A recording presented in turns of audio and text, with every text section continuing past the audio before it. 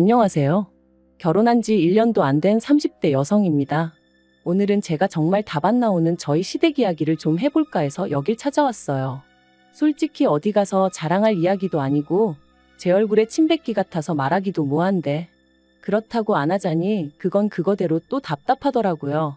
그러니 두서가 없더라도 가볍게 들어주시면 감사하겠습니다. 남편하고는 재수학원에서 알게 된 사이예요. 남편 말로는 수능을 망쳐서 재수를 한다고 했고 저는 기왕 한 거 조금 더 욕심 좀 내볼까 하는 마음에 재수를 시작했었죠. 다만 저는 원래 시쳇말로 인생은 독고다이라는 생각으로 아무하고도 교류하지 않고 공부에만 몰두하려고 했는데 학원에서는 그게 무조건 좋은 건 아니다 하면서 임의로 조를 짜주더라고요. 친구를 사귀라는 게 아니라 서로 경쟁 의식도 느껴가며 동시에 의지도 해가며 그렇게 공부하라고. 그래야 지치지 않고 버틸 수 있다면서 말이죠. 그래서 얼떨결에 남편은 물론이고 다른 몇몇 친구들과 얼굴 트고 지내게 되었어요. 하지만 눈 깜짝할 사이에 1년이 흐르고 각자 대학에 진학하게 되면서 이후로는 다시 사이가 소원해졌네요. 연락이 완전히 끊어진 건 아니었지만 아주 가끔 안부나 묻는 정도로 말이죠. 그러다 남편과 다시 만나게 된 건 같이 공부하던 친구의 결혼식에서였어요. 여담이지만 그 친구는 워낙에 낯을 많이 가려서 부를 친구가 거의 없다고 했고 그러면서 저희더러 사람 살리는 셈치고 제발 와달라고 사정을 했었거든요. 아무튼 그래서 어쨌든 축하할 일이니까 좋은 마음으로 참석했는데 거기서 남편이 먼저 저를 알아보고 인사를 해왔습니다. 그리고 그게 계기가 되어 얼마 후에는 본격적으로 연애를 하게 되었죠. 남편은 대학을 졸업하고 이후로 워킹홀리데이도 다녀왔지만 취업이 쉽지 않았다고 했어요. 그래서 결국 3년의 공부 끝에 9급 공무원에 합격했다고요. 반면에 저는 대학을 졸업하자마자 바로 대기업에 들어갔고 남편과 만났을 땐 대리였네요. 하지만 저희 둘이 만나는 데 있어 적어도 저에겐 이런 조건들이 크게 중요하진 않았습니다. 남편이 저를 많이 사랑해주고 아껴준다는 거 그게 가장 중요하다고 생각했거든요. 그리고 어느 상황에서든 제 선택을 존중하고 제 편이 되어줄 사람이란 확신도 있었으니까요. 그래서 결혼 이야기도 제가 먼저 꺼냈어요. 보아하니 남편은 저랑 결혼하고 싶은 건 확실해 보였는데 자기가 저에 비해 가진 게 없으니까 차마 말을 못하는 눈치였거든요. 그래서 제가 먼저 용기를 냈네요. 사실 남편하고 저하고 직업만 차이 나는 건 아니었어요. 저희 집이 얼마나 대단한 집안은 아니었지만 그래도 양가 부모님 노후 문제도 그렇고 재정적으로 차이가 컸죠. 그런데 이 부분도 솔직히 저는 크게 문제될 거라고 생각하지 않았던 게 저희 친정에서는 이미 남편 쪽 사정을 어느 정도 알고 계셨고 그럼에도 불구하고 제가 남편과 결혼하고 싶다 했을 때 네가 좋으면 우리도 좋다는 말씀으로 허락을 해주셨었거든요. 그리고 그런 허락을 미리 받았기에 저도 조금은 홀가분한 마음으로 남편에게 결혼 이야기를 꺼낼 수 있었던 거고요. 그런데 상견례 자리에서 그렇게 황당한 이야기가 오가게 될 줄은 솔직히 꿈에도 상상하지 못했네요. 남편 집안이 보수적이고 남성 중심적이라는 건 진작에 알고 있었어요. 다만 남편은 그런 가정 환경에도 불구하고 꽉 막힌 사람은 아니었기에 그런 집안 분위기 때문에 신우가 고생을 많이 했다는 걸 잘 알고 있더라고요. 그리고 아닌 게 아니라 남편과 결혼 이야기가 오가면서 처음 시댁에 인사를 드리러 갔을 때 아버님 말씀 한마디 한마디에 잔뜩 긴장해 있는 신우와 그런 신우는 나 몰라라 하시고 오로지 아버님과 남편을 챙기시는 어머님을 보면서 남편 말이 무슨 이야기인지 확실히 알 수 있었어요. 반면에 저희 집은 시부모님하고 비교하면 일단 연세도 젊으시고 두 분 다 사회생활을 오래 하셨다 보니 마인드가 열려 있으셨거든요.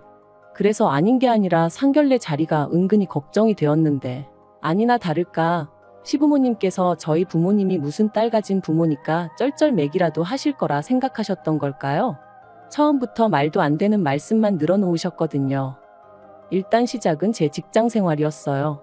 아버님께서는 당신은 며느리에게 기대하는 거 바라는 거 하나 없다. 그저 건강한 손자를 낳아서 걔 하나 잘 키워주면 그걸로 족하다 하시더니 그러니 애를 가지면 직장은 그만뒀으면 좋겠다 하셨습니다. 그리고 그런 이야기를 듣고 저희 친정 부모님께서 가만히 계실 리 없었죠. 저희 친정아버지께서 바로 그렇게는 안 된다고 딱 자르셨거든요. 저를 가르키시며 저희 딸 남부럽지 않게 가르칠 만큼 가르쳤고 부족함 없이 키웠는데 본인이 원한다면 모를까 그런 게 아니라면 회사를 관두고 애를 키워라? 그건 안 될 말이다. 그리고 대개 아드님 월급이 저희 딸 월급의 반도 안 되는 건 아시면서 하시는 소리냐, 돈이 없으면 애는 어떻게 키우냐. 솔직히 틀린 말이 하나 없었네요. 게다가 친정아버지께서 저희 남편더러 자네 생각도 그렇냐 물으셨는데 남편이 아주 손사래를 치면서 절대 아니라고, 자기는 제가 계속 하고 싶은 일 하면서 살았으면 좋겠다고 그러는 거예요. 아이 문제도 저희 둘이 상의해서 알아서 결정할 거라면서요. 그러니까 아버님이 얼굴이 벌겋게 달아오르셔서는 남편을 노려보시더니 이내 더는 별말을 못하시고 일단 뭐 그런 건 그때 상황 봐서 다시 얘기하자며 꼬리를 내리시대요. 하지만 그게 다가 아니었습니다. 상견례 당시 남편은 보증금 5천만 원짜리 오피스텔에서 전세로 살고 있었고 저는 친정부모님과 같이 살고 있었거든요. 그리고 친정부모님은 하나뿐인 딸이 시작부터 고생하는 건 보고 싶지 않다 하시며 시부모님께 먼저 저희 신혼집을 당신들이 해주시겠다 하셨습니다. 시댁을 무시하는 의도는 결코 없었고 오히려 부담을 덜어드리고자 좋은 뜻으로 하신 말씀이셨어요. 명의도 남편과 저 공동명의로 해주시겠다 하셨고요. 그리고 이번만큼은 시부모님께서 저희 친정부모님의 제안을 무척이나 마음에 들어 하셨습니다. 겉으로는 그렇게 해주신다 하면 굳이 거절하진 않겠다 하시며 태연한 척 하셨지만 입이 말 그대로 귀에 걸려 있었거든요. 그런데 뒤이어 저희 친정어머니께서 대신 예단이나 예물 같은 쓸데없는 허례허식은 생략하자고 하자 시부모님의 안색이 싹 달라지대요. 특히나 어머님도 아닌 아버님께서 아무리 그래도 어떻게 예단을 생략하냐, 그건 경우가 아니라고 아주 강경하게 말씀하셨죠. 그리고는 덧붙이시길 그럴 것 같으면 집을 해오지 말랍니다. 남편이 살던 오피스텔에서 신혼살림을 시작하라고, 그 대신 제가 해와야 하는 예단이나 혼수는 제대로 해오라면서 말해요. 솔직히 억지도 이런 억지가 어딨나 싶었어요. 친정에서 해준다는 30평대 아파트를 마다하고 고작 그 예단하고 혼수가 뭐라고 10평도 안 되는 오피스텔에서 신혼살림을 시작하라니. 남편도 옆에서 어이가 없었는지 시부모님더러 그게 무슨 말씀이시냐 했는데 시부모님께선 계속해서 고집을 부리셨습니다. 사람이 순리대로 살아야지 역행을 하려고 하면 안 된다는 말도 안 되는 말씀을 하시면서 말해요. 그런데 그때 저희 친정부모님께서 정뜻이 그러시다면 그렇게 하시라대요. 그리고는 그런데 이미 살고 있는 오피스텔이면 가정가구는 새로 필요한 게 거의 없지 않냐 하시니까 아버님께서 기다렸다는 듯이 대신에 시댁살림살이를 바꿔달라는 거예요. 냉장고랑 TV 같은 대형 가전들 말이죠. 듣는데 어찌나 황당하던지. 게다가 그게 끝이 아니었어요. 예단으로는 다른 건 필요 없고 현금으로 1,000만 원 가져오라고 하셨거든요. 정말이지 당시 저는 속으로 아무리 시부모님 되실 분들이라지만 저분들이 도대체 왜 저러시나 싶었다니까요. 남편도 얼굴이 새빨개져서는 집에서는 이런 얘기 없으셔놓고 왜 여기 와서 억지를 쓰시냐며 화를 냈고요. 그런데 이때도 저희 친정부모님은 흔쾌히 그렇게 하라셨습니다. 그 정도 조건이면 맞춰드리겠다면서 말이죠. 그러니까 시부모님도 더는 뭐 별 말씀 없으셨고 그렇게 상견례도 마무리가 되었습니다. 그리고 저희는 그렇게 부부의 연을 맺었어요. 시부모님이 바라시는 대로 남편 오피스텔에 신혼살림을 차렸고요. 그런데 이 일로 저희 남편은 저나 저희 친정부모님에게 큰 잘못을 했다고 생각했는지 자기가 중간에서 똑바로 역할을 못했다 하며 몇 번이나 사과를 해왔습니다. 물론 저희 친정부모님은 남편이 그럴 때마다 괜찮다 말씀하셨지만요. 그리고 남편도 뭔가 깨닫기라도 한 건지 하루는 더는 자기 부모님한테 끌려다니며 살지 않겠다고 하더라고요. 저로서는 그런 남편의 변화가 무척이나 반가웠고요. 신혼살림을 차린 지 한 달이 채 되지 않아 시부모님께서 집들이는 언제 하냐 물어보셨는데 솔직히 듣는 순간 너무 짜증이 났어요. 두 분 아들이 내내 살던 집인데 무슨 집들이 타령이신가 싶었으니까요. 그래서 자가도 아니고 전세인데다 새로 이사를 한 것도 아닌데 무슨 집들이냐고 안 하겠다 했죠. 그랬더니 시부모님이 더는 아무 말씀을 못 하시더라고요. 반면에 저희 친정부모님은 한번 모셨습니다. 남편이 먼저 비록 누추하지만 장인 장모님께 우리가 어떻게 사는지 보여드리는 게 맞는 것 같다며 먼저 모시자 해서 만든 자리였죠. 그리고 그렇게 집을 찾은 친정부모님께서 혼자 살다 둘이 살려니 많이 좁진 않은지 불편한 건 없는지 이런저런 질문을 하셨는데 남편이 고개를 못 들더라고요. 괜히 고생시키는 것 같아 미안하다. 죄송스럽다 하면서 말해요. 그런데 그때 친정부모님께서 남편에게 제안 하나를 하셨습니다. 그러지 말고 이 오피스텔 계약이 언제 끝나냐 하시면서 계약 끝나는 대로 상견례에서 이야기했던 것처럼 아파트를 해줄 테니 거기로 이사를 하는 게 어떻겠냐고요. 그리고 저는 남편의 눈빛이 반짝이는 걸 봤어요. 솔직히 상견례 때도 시부모님 때문에 아파트가 눈앞에서 날아가는 걸 보고는 엄청나게 속상해했었거든요. 남편은 저희 부모님의 제안을 받아들였고 전세 만기까지는 3달밖에 남지 않은 상황이었습니다. 남편은 신이 나서 이사 준비를 시작했고 하는 말이 전세 보증금 5천 돌려받으면 시댁에 해드린 혼수 비용은 돌려주겠다고 하더라고요.